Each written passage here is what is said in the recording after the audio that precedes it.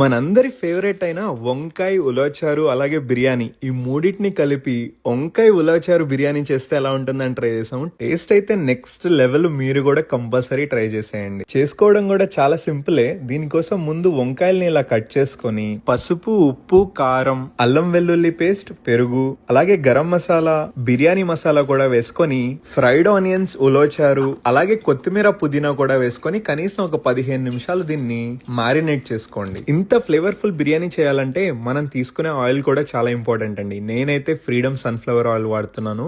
ఈ ఆయిల్ తో మంచి రుచితో పాటు ఏ, డి అండ్ ఈ విటమిన్స్ కూడా దొరుకుతాయండి. మీరు కూడా ఫ్రీడమ్ ఆయిల్ కి అప్గ్రేడ్ అవ్వండి. ఇప్పుడు ఆయిల్ లో ముందుగా గరం మసాలా దినుసులన్నీ వేసుకొని ఇందాక మీరు మ్యారినేట్ చేసుకున్న వంకాయలను కూడా దీంట్లో వేసి బాగా మగ్గించుకోండి. ఇది అలా మగ్గుతున్నప్పుడు బిర్యానీ రైస్ కోసం ముందుగా నీళ్ళల్లో గరం మసాలా దినుసులన్నీ వేసుకొని కొత్తిమీర, పుదీనా, అల్లం వెల్లుల్లి పేస్ట్ అలాగే కొద్దిగా ఆయిల్ మరియు ఉప్పు కూడా వేసుకొని బాగా బాయిల్ చేసుకోండి. ఆ తర్వాత అరగంట పాటు నానబెట్టిన బాస్మతి బియ్యాన్ని వేసి 80% ఉడకనిచ్చి ఇందాక మసాలాలో లేయర్ లాగా వేసుకొని కొత్తిమీర, పుదీనా, నెయ్యి కూడా వేసుకొని ఆవిరి మీద లో ఫ్లేమ్ లో ఉడికించండి. అంతే అండి, గుమగుమలాడిపోయే బిర్యానీ రెడీ.